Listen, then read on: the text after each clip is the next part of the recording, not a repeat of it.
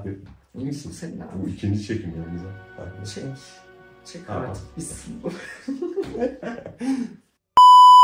Selamlar dostlar, hepiniz hoş geldiniz. Bugün sizlere çok dramatik ve çok özel bir filmden bahsediyoruz. Filmin adı Sorayı taşımak. Evet, filmin adı Sorayı Taşımak ve dostlar yanımda çok değerli Devrem var. Devrem bu video için sana çok teşekkür ederim. Rica Destek olduğun için. Evet dostlar, Devrem'in de bir kanalı var. Onu eğer takip etmek isterseniz aşağıda zaten linkini bırakacağız. Böyle yorumlara demiş pardon açıklamaya bakarsınız. Tarihi konularda çok güzel bir anlatım olduğu için onu da takip etmenizi tavsiye ederim. Yani girin bakıp beğenirseniz. Yapay zeka ile videoları seyredin. O çok iyi. Yok öyle değil. Resimleri yapay zeka. Yapay zeka resim. Çünkü tabii. o zaman da resim bulamayacağımız için. Aynen. Mecbur yapay zekanın yardımını alıyoruz. Tabii seslendirme ve konu anlatımı bu Devrem, kankam, canım benim, Talha'ya ait. Filmimiz Sorayı Taşlamak. Çok özel ve çok dramatik bir film. Filmin yapımı... Filmimizin adı Sorayı Taşlamak. Çok özel bir film.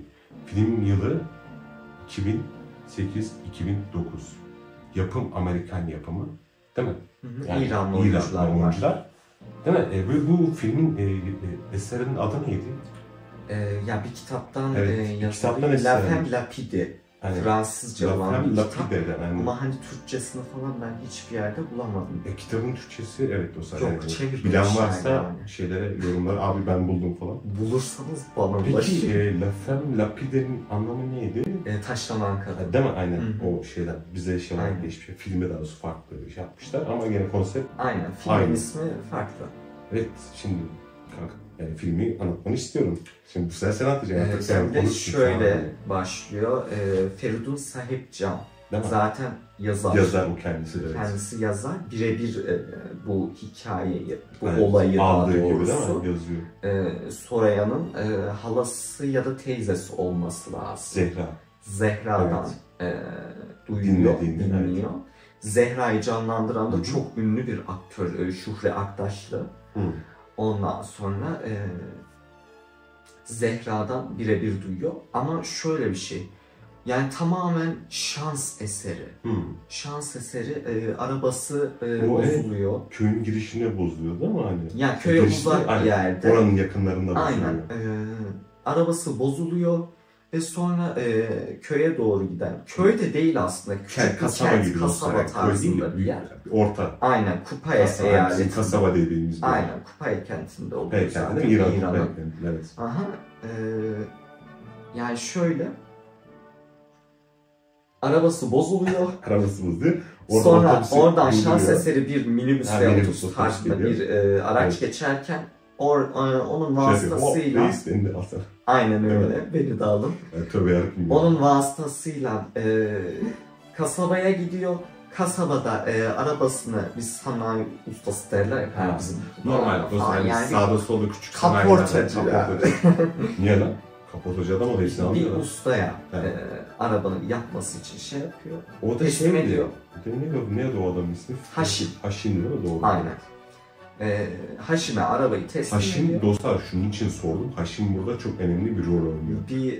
Evet. Değineceğiz. Şunu söyleyeceğiz zaten ama Haşim şunun önemli. Onun söyleyeceği aslında bir kelime bu olayların hiçbirinin yaşanmasına... Bir insanın hayatını karartıyor. Sebep olmaz. Yani bir insanın canına mal oluyor. Evet, o yüzden çok önemli. Bu isim, o karakter çok önemli aslında. Değil mi? Aynen, kilit bir nokta. Devam edelim. Sonrasında kahvehane var. Yani diyor ki Haşim'e, burada bir kahvehane var mı diyor. Değil mi? Oradan oraya geçiyor. Sonrasında Zehra ile karşılaşıyor. Ama oradan takip ediyordum zaten. Zehra onu takip ediyor. Zehra basın mensubu olduğunu biliyor. Feridun Sahipcan aslında bir basın mensubu, gazeteci kendisi. Evet. O da çantasında aslında bir cihaz görüyor. Ses kayıt cihazını görüyor. Oradan anlıyor. Direkt o yeğeninin aslında vasiyetiydi değil mi o? Evet. Şimdi dostlar şimdi yeğeni ona o taşlanmadan önce bir vasiyet söylüyor halasına. Diyor ki bu olayı diyor herkesin duymasını sağla diyor. Olay diyor sır olarak kalmasın diyor. Benim diyor nasıl böyle bu hale getirdiler onu diyor. Herkes bilsin diyor. Bunların ne kadar karaktersiz cani olduğunu diyor. Herkesin bilmesi gerekiyor diyor. Değil mi? Tam olarak böyle demesi de yani böyle diyor. Bunu anlatmak istiyor. Aslında yanlış mı oğlum? Yani filmi mesela izlemenizi tavsiye ediyoruz şundan dolayı. O filmi izleyin, ne kadar şey olduklarını o hani canilik ya, ben bu canilik derim. Ben bunu yani şu şey yapamam dostlar. Uzak bir, ben bunu hani böyle inceltemem, hafifletemem de vahşi diyorum. Ben buna başka bir şey diyemem. Bu böyle çünkü. Kesinlikle.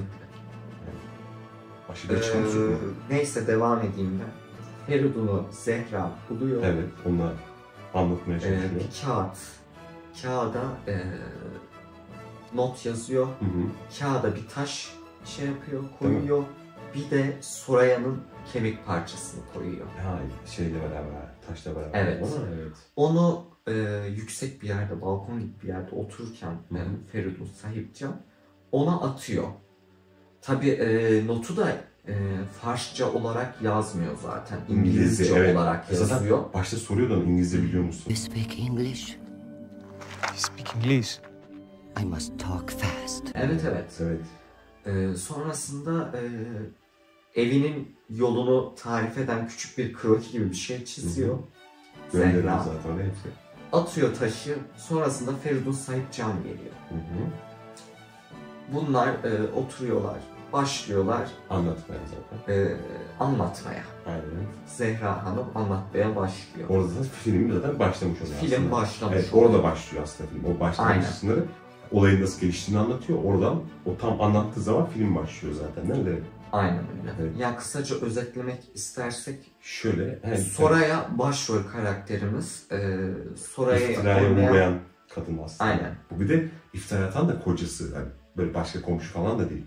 Aynen. Ve kocasının neden iftira atmıştı? Kocası ona? Zina'dan. Ne için ama böyle bir iftira attı? Şöyle kocası Ali başka bir evlilik yapmak istiyor. 17 yaşındaki bir kızla evlilik yapmak istiyor. Onu boşamak istiyor, onu alacak. Tamam. Aynen öyle. Boşamak istemiyor. Şöyle bir şey, yani boşamasındaki neden de hani ona işte herhangi bir sorumluluğun kalmasın, para vermemek için maddi aslında kaçmaya olarak. Soraya'nın 4 tane çocuğu var, 2 kızı var, 2 de oğlu var. Ali oğullarını yanına almak istiyor, kızlar da ne yaparsa yapsın. Önemli değil zaten onun için. Önemli değil. Önemli olsaydı böyle bir şey yapmaz zaten. Soraya yani oyuncunun ismini söyleyecek olursak Moshan Marno, yanlış telaffuz etmiş olabilirim. Ali'nin Navit Nagehban boşanmayı reddediyor Soraya. Sonrasında Molla var, Molla Hasan.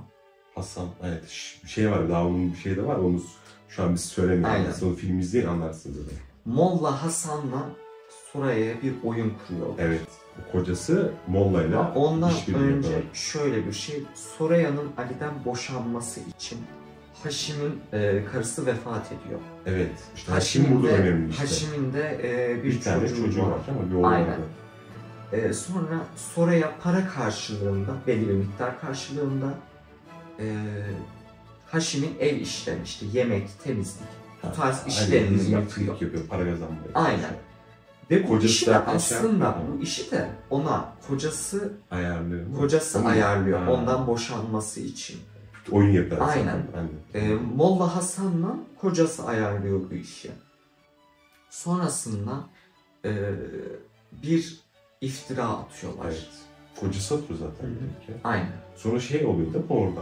Şimdi kocası iftiraya attı. Şimdi iftiraya atma nedenleri de şöyle bir şey. Boşanma amaçlı, onu biliyor bu zaten. Aynen. O şeye de zaten illaki bir şey vermiştir o.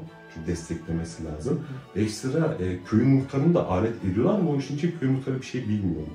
Köyün muhtarı hiçbir şeyden haberi yok. İbrahim'in hiçbir şeyden haberi yok. Ama mesela Zehra, yani halası zaten onun masum olduğunu, öyle bir şey yapmayacağını da çok iyi biliyor. Bunların iftira olduğunu çok iyi biliyor ama kadın bir türlü Soraya'nın masum olduğunu kanıtlayamıyor. Soraya zaten kendinin masum olduğunu kanıtlamıyor. Ve filmde zaten gördüğümüz kadarıyla kadına iftira atılıyor ve kadına masum olduğunu, sen nasıl masumsan kanıtla deniyor. Aynen. Aslında şöyle bir şey olması lazım. Yani şöyle. Suçu atan suçunu kanıtlaması lazım. Suçu atan suçunu kanıtlaması lazım. Ben sana bir şey söylemedim ki sen bunun böyle olmadığını kanıtla diyor. Zira şöyle hani şeriat hükümleri gereğince eğer bir zina vakası varsa bunu 4 kişinin, 4 şahidin canlı olarak görmesi lazım. Duyması yetmez. Canlı olarak görmesi lazım. 4 şahit gerekiyor. Aynen. Tabii bu hiçbir şekilde böyle bir... Molla. Aynen. Molla bunu iddia ediyor. Molla Hasan iddia ediyor. Ali iddia ediyor. Kocası iddia ediyor. Sonra Haşim'i de zorluyorlar. İşte çocuğunu tehdit ederek. Çocuğu da tehdit ediyorlar. Kabul ettirtiyorlar yani. Aslında öyle bir şey olmuyor. Haşim de evet diyor, yaptım diyor. Yani Haşim kabul etmiş ki işin de şurada. Haşim hiçbir şey yapmıyorlar. Evet. Halkta çık demiyor, sen nasıl karaktersiz bir insansın, nasıl çözülmüş, hiçbir şey demiyorlar. Ama bir şey demeleri gerekmiyor zaten. Aynı cezayı ona da vermeleri gerekiyor. Yani bir şeyden kastım. Bu kanun gereğince. Olay onların kanunu gereğince. Saçmalık burada zaten. Onu anlatmaya çalışıyorum. Hani yapıda nasıl bir nasıl anlatayım? Yanlış anlaşılma varsa değil mi? Adama hiçbir şey yapmıyor. Aynen. Dokunmuyor. Çünkü o da olayın içinde. Adamın eline taş veriyorlar, bir de yapar. Hani adama diyor ki sen bunu, adam diyor ben bunu zina yaptım diyor. Adam da taşlıyor. Pardon tövbe. Adam taşlamıyor, adam taşı atıyor gidiyor. Yok, taşı atmıyor. Hayır öyle yere bırakıyor yani. Atıyordan kastım. Şimdi oğlu geliyor, tabii biliyor zaten iftira olduğunu, yere bırakıyor taşı gidiyor. Arkasını dönüp gidiyor yani, bir şey yapmıyor adam. Aynen. Ama o iftirayı kabul ettiği için yani o hani demedi yani ben böyle bir şey yapmadım, asla böyle bir şey olmadı demediği için herkes onu, o kadının böyle bir şey yaptığını zannediyor değil mi? Tüm o kasabanın ahalisi kadını zaten alıyorlar, şeye gömüyorlar beline kadar. Sonuçta şöyle oraya gelmeden önce zaten o kadar çok olay gelişiyor çok ki. Çok fazla değil mi? Şimdi şöyle bir durum var. Haşim, Ali, Molla, Soraya toplanıyorlar muhtarın evinde. Evet, muhtar zaten soruyor ya. Muhtar Soraya'ya soruyor işte suçlamalar hakkında soru soruyor. Soraya da diyor ki yani gerçekten çok mantıklı. Beni suçlayan onlar diyor. Onlar benim suçumu kutlasınlar diyor. Şöyle bir yanlış da var. Muhtar da diyor ki bir kadın olarak suçsuzluğunu kanıtlaman senin çok görevindir. Saçma. Tamam suçsuzluğunu... Zehra da oradaydı ama. Evet. Yani Zehra da diyor ki iftiraya atan diyor, iftirasını kanıtlaması gerekiyor diyor. Yani o şeyi söyleyen yani. Şimdi ben bir şey söyledim sana mesela örnek veriyorum. Benim onu kanıtlamam gerekiyor. Yani demen lazım mesela Talha sen bunu mu yaptın? Kanıtın var mı? Var şu. O zaman doğru. Kanıtım yoksa ben bunun öyle bir şey yaptığını o zaman kimse inanmıyor. Olması gereken bu. Ama tam tersi kadına baskı yaparak değil mi? Muhtar aslında. Bir bakın muhtar da orada onların yanını tutmuş gibi oluyor. Ama muhtarın haberi olmasa da tutmuş gibi oluyor. Aynen. Yani aslında eril toplumun baskısından dolayı böyle ataerkil yani. Bundan dolayı böyle bir sorunlar çıkmış oluyor değil mi? Aynen. Ya bir de şöyle bir şey var. Bu gerçek bir hayat hikayesi olduğu kadarıyla zaten İran öncesinde şahlıkla yönetiliyordu 70'li yıllara kadar. Tam net tarihini bilemiyorum ama 70'li yıllara kadar. Bu olay da zaten 80'li yıllarda geçiyor. Yani şahlıktan sonra zaten. Şahlıktan sonra İslami devrimden sonra gelişen bir olay yani. Evet. Ama işte, yani bu aslında tabii bir bakımdan dini bir film. Yani dini açıdan bakılmak da önemli aslında değil mi? Yani. Bakmazsan olmaz çünkü yaşanan olaylar zaten öyle. Ama biz şey olarak bakıyoruz buna. İnsani olarak aslında bir bakıma. Çünkü o yapılan şey çok yanlış bir şey. Aşırı yanlış bir şey yani. Hiç kimse bunu şey yapmaz, kabul etmez ben sanmıyorum. Evet. Yani çok böyle o şeyden böyle zevk alıyorlar. Orada mesela o gördüğüm oyuncular tabii nasıl artık bir şey yapmazsa rollerine kapılmışsa o kadının mesela sevincini gördün mü? Taş attıktan sonra böyle şöyle falan. Aynen.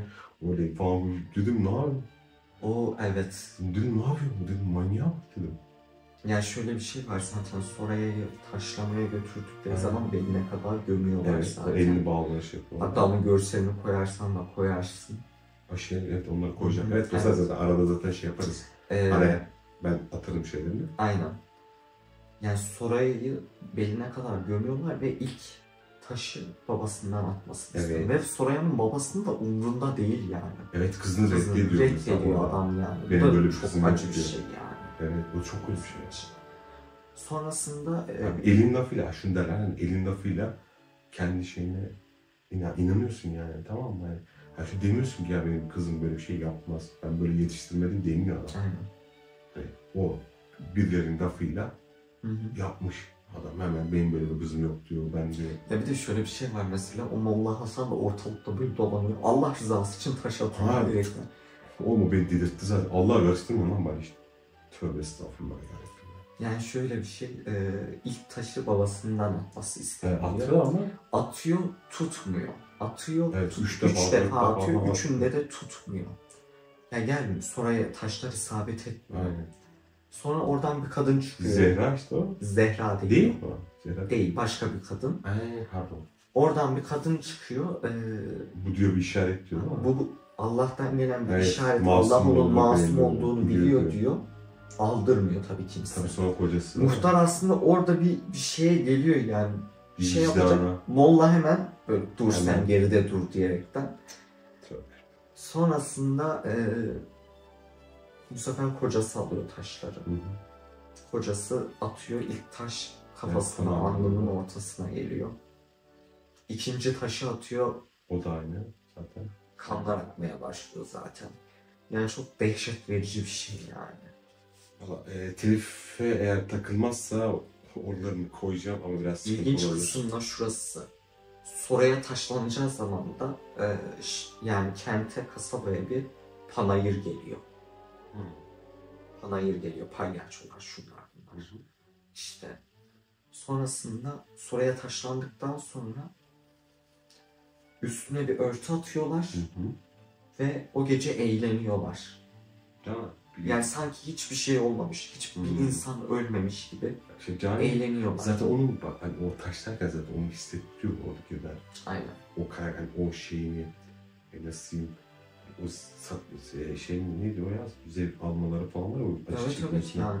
Ne demiştik? Yürüyerek taş alıyor adam, düşünsün. O bir şey var ya, onun bir ismi. Sadist. Sadistliğini orada hepsi gösteriyor. Aynen. O kadın nasıl acıdan zevk. Hala o kadın takıldı. Tamam, o sevinci falan. Oyunculuğunu çok iyi yapmış, tamam bir şey ama çok dikkatle beni. Evet. Hani bilmiyorum, çok garip.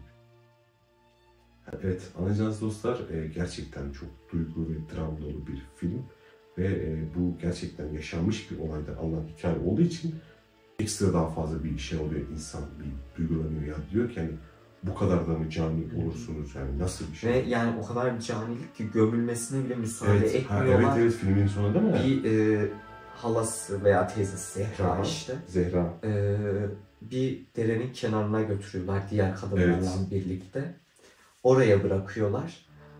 Sonrasında hani sonrasından belki gömeriz düşüncesiyle tabii oraya bırakıyorlar. Zaten oradakine izin vermiyor. Çünkü izin vermiyor, engel oluyorlar. Hiç cenazelerimiz falan da kılınmıyor. Evet. Sonra kendisi şey yapıyor. Şöyle ertesi günü yani geldiğinde Soraya'nın sadece kemikleri kalmış. Evet, hiçbir şey yok yani. Yani vahşi hayvanlar parçalamışlar. İşte. Yani saçları ve kemikleri kalmış sadece. Biraz da bir şey işte, o elbisenin parçaları var. Evet. Sonrasında kemikleri derede yıkıyor. Hani cenazeyi yıkamak vardır, abdest almak vardır ya. Kemikleri yıkıyor. Sonra cenaze namazı şeklinde namazını kılıyor. Kemikleri gömüyor. O sırada da Feridun Sahipcan'ın evet. Son şey. Filmin başı aslında normalde filmin hani aslında olayın sonu. Aynen. Orada zaten filmin başlangıcında aslında olayı falan görünüyordu. Yani o aslında filmin sonu. O biz bir gün öncesini aslında. Aynen, bir gün öncesinden, bir gün sonrasından başlıyor. Bir gün sonrasından başlıyoruz ama dedim ya, o film başladığı yer dediğimiz o anlatmaya başladığı ama filmin bir gün öncesine gidiyor yani. Şöyle o günün bir gün öncesine gidip olayları anlatıyor zaten. Böyle olmuş, şöyle yaptılar. Evet, suçladılar ama tabii onun devamı daha var. Daha eskiye gidiyor ama tam olarak biz şeyini izliyoruz yani. Bir gün öncesini izliyoruz. Etkileyici, vurucu noktası. Bir gün sonrası. Hayır. Öyle değil. Film olarak bir gün öncesi. Onu diyoruz işte. Feridun Sahipcan'ın geldikten normalde aslında bir gün sonrası. Aynen, şeye bakarsın. O kaçış çok güzel yapmamışlar ama. Evet. Yani şeyler falan çok iyi.